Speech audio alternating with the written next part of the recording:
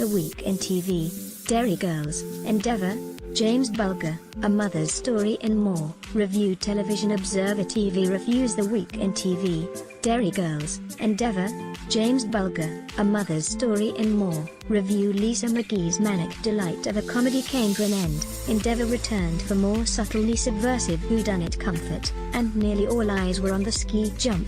Barbara Ellen Sunday the 11th of February 2018 02.00 Share on Facebook, share on Twitter, share via email, view more sharing options, share on LinkedIn, share on Pinterest, share on Google+, share on WhatsApp, share on Messenger. Close. Derry Girls, Channel 4, all 4. Endeavour, ITV Hub. James Bulger, A Mother's Story, ITV Hub. Flatpack Empire, BBC 2, I Play a Pyeongchang Winter Olympics, BBC, I Play written by Lisa McGee, who also wrote London Irish.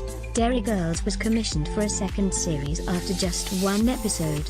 And you can see why. While the initial idea, the antics of 1990s Northern Irish schoolgirls, juxtaposed with the Troubles, doesn't sound too promising, the series has managed to drag giggles out of chip shops, sullen Ukrainian visitors, fake Virgin Mary miracles and more, with the Troubles mainly relegated to a grim background hum or even, sometimes, a mere traffic-related inconvenience.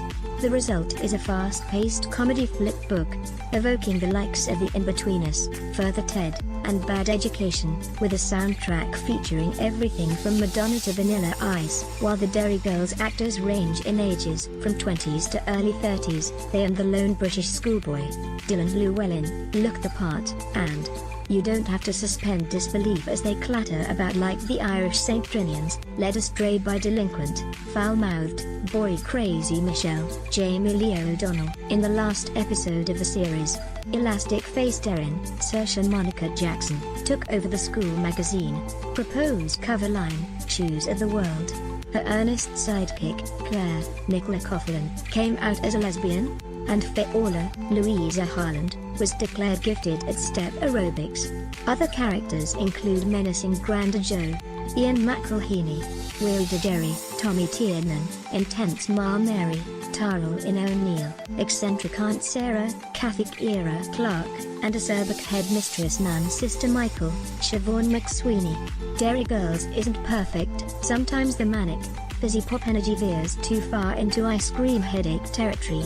But there's plenty to justify that second series. Endeavour returned for yet more murder, he, laboriously, quotes amid the Oxford spires. Now in its 5th series, Sean Evans is firmly convincing as the young, brooding Morse, continuing to exude the cheerless demeanour of a man who's lost a British library card and been fobbed off with a crumpled copy of Titbits. This time he navigated an overwrought plot involving a Fabergé egg, an abused, vengeful young woman, and a gentleman's club called the Berserkers that was so obviously a sly nod to Bullingdon.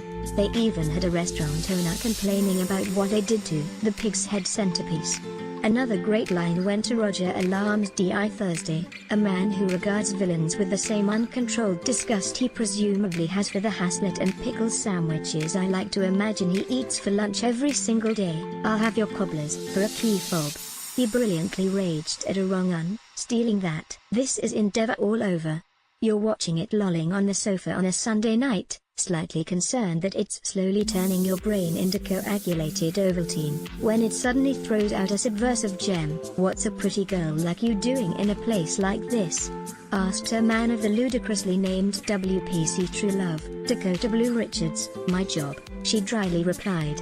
A quarter of a century after the murder of James Bulger, the CCTV images of his 10-year-old murderers, Robert Thompson and John Venables, leading him away still retain their sickening power. In James Bulger, A Mother's Story, Trev MacDonald, interviewing Bulger's mother, Denise Fergus, and others, observed that the crime traumatized Britain, and arguably, it continues to do so, with many still polarized and conflicted about how the case was handled. Venables and Thompson were the youngest children to be convicted of murder in the 20th century, and listening to their high, nervous voices on the police interview tapes, it makes clear ethical sense. that they were rehabilitated and given new identities. Even if things did go wrong, Venables has just been jailed for possessing child abuse images again, after a previous offense in 2010. While this documentary attempted to cover all sides, ultimately the focus was on Fergus, who is still convinced that justice was not done, and, if anything, her son's killers were rewarded. Even if you couldn't completely agree with her, you could admire her dignity, courage and tiger-fierce devotion to her son. Showing McDonald the place she still sets for James at the dinner table, and the picture of him on the wall that never gets moved, even when they're decorating. Fergus said, "The day I stop speaking about James is the day I am going to join him." The first of 3 documentaries about IKEA, Flatpack Empire, was enlightening. I had no idea that IKEA viewed itself as a kind of Google of self-furnishings. At times, employee loyalty erred on the cultish, with chief designer Marcus Sengman declaring, "I've always seen IKEA as more of a movement than a company." With the recent death of founder Ingvar Kamprad, there was an added pathos to delving behind the public facade of this still booming, multi-billion global design behemoth. Along the way, there were creative differences with collaborating British designer Tom Dixon. He wanted to make a bed sofa, while IKEA wanted a sofa bed. A visit to the first ever UK store in Warrington, and IKEA catalogue dilemmas. Would humans be allowed on the front cover? A sinister-sounding catalogue council would decide. At one point some employees were chosen to make a pilgrimage to Älmhult in Sweden, to tour the IKEA Design Hub, IKEA Museum, IKEA Factories and everything else IKEA. For anyone out there who's really into flat-pack furniture and is stuck for an idea of where to go on their hauls this year, this was a fascinating documentary with one glaring omission. Maybe forthcoming episodes will explain why their stores are designed along the lines of a meatball-themed retail Devil's Island, as in, once you're in, it's impossible to get out.